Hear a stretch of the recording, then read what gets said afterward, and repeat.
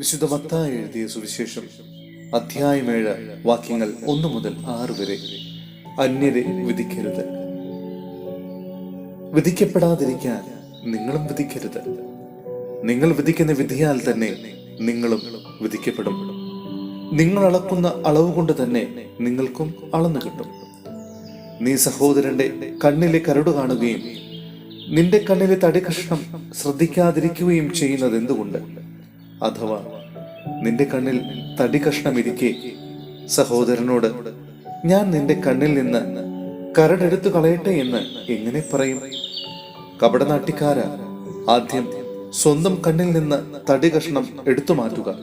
അപ്പോൾ സഹോദരന്റെ കണ്ണിലെ കരടെടുത്തു കളയാൻ നിനക്ക് കാഴ്ച തെളിയും. വിശുദ്ധമായത് നായ്ക്കൾക്ക് കൊടുക്കരുത്. നിങ്ങളുടെ മുത്തുകൾ പന്നികൾക്ക് ഇട്ടുകൊടുക്കരുത്. അവ അത് ചവിട്ടി നശിപ്പിക്കുകയും തിരിഞ്ഞു നിങ്ങളെ ആക്രമിക്കുകയും ചെയ്തേക്കാം. സഹോദരരെ, വിശുദ്ധ പൗലോസ്ലീഹ റോമായിലെ സഭയ്ക്ക് എഴുതിയ ലേഖനം അധ്യായം 4 വാക്യങ്ങൾ 13 മുതൽ 25 വരെ. വാഗ്ദാനവും വിശ്വാസവും.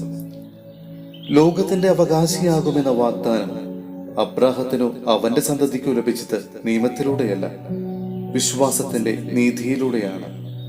നിയമത്തെ ആശ്രയിക്കുന്നവർക്കാണ് അവകാശമെങ്കിൽ വിശ്വാസം നിരർത്ഥകവും വാഗ്ദാനം നിഷ്ഫലവുമായി തീരും.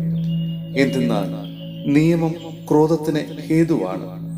നിയമമില്ലാത്തിടത്ത് ലംഘനമില്ല. അതിനാൽ വാഗ്ദാനം നൽകപ്പെട്ടത് വിശ്വാസത്തിന്റെ അടിസ്ഥാനത്തിലാണ്.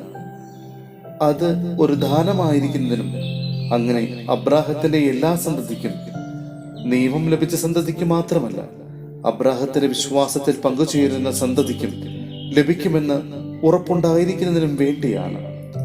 അവൻ നമ്മളെല്ലാവരുടെയും പിതാവാണ്. ഞാൻ നിന്നെ അനേകം ജനതകളുടെ പിതാവാക്കിയിരിക്കുന്നുവെന്ന് എഴുതിയിരിക്കുന്നുവല്ലോ.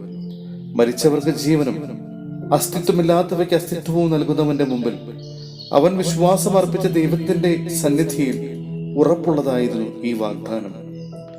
നിന്റെ സന്തതി ഇപ്രകാരമായിരിക്കും എന്ന് പറയപ്പെട്ടതനുസരിച്ച് ഞാൻ അനേകം ജനതകളുടെ പിതാവാകുമെന്ന് പ്രതീക്ഷയ്ക്ക് സാധ്യത ഇല്ലാതിരുന്നിട്ടും പ്രതീക്ഷയോടെ അവൻ വിശ്വസിച്ചു.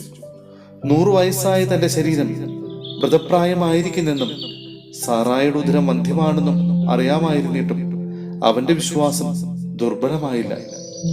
വിശ്വാസമില്ലാത്തവനെ പോലെ ദൈവത്തിന്റെ വാഗ്ദാനത്തിനെതിരായി അവൻ ചിന്തിച്ചില്ല. മറിച്ച് ദൈവത്തെ മഹത്വപ്പെടുത്തിക്കൊണ്ട് അവൻ വിശ്വാസത്താൽ ശക്തി പ്രാപിച്ചു. വാഗ്ദാനം നിറവേറ്റാൻ ദൈവത്തിന് കഴിയുമെന്ന് അവന് പൂർണ്ണ ബോധ്യമുണ്ടായിരുന്നു.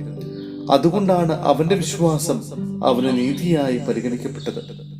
അവന് അത് നീതിയായി പരിഗണിക്കപ്പെട്ടു എന്നെഴുതിയിരിക്കുന്നത് അവനെ സംബന്ധിച്ചു മാത്രമല്ല, നമ്മെ സംബന്ധിച്ചു കൂടിയാണ്. നമ്മുടെ പാപങ്ങളുടെ മോചനത്തിനായി മരണത്തിനെ ഏൽപ്പിക്കപ്പെടുകയും നമ്മുടെ നീതീകരണത്തിനായി ഉയർപ്പിക്കപ്പെടുകയും ചെയ്ത നമ്മുടെ കർത്താവായ യേശുവിനെ മരിച്ചവരിൽ നിന്ന് ഉയർപ്പിച്ചവനിൽ വിശ്വസിക്കുന്ന നമുക്കും അത് നീതിയായി പരിഗണിക്കപ്പെടും.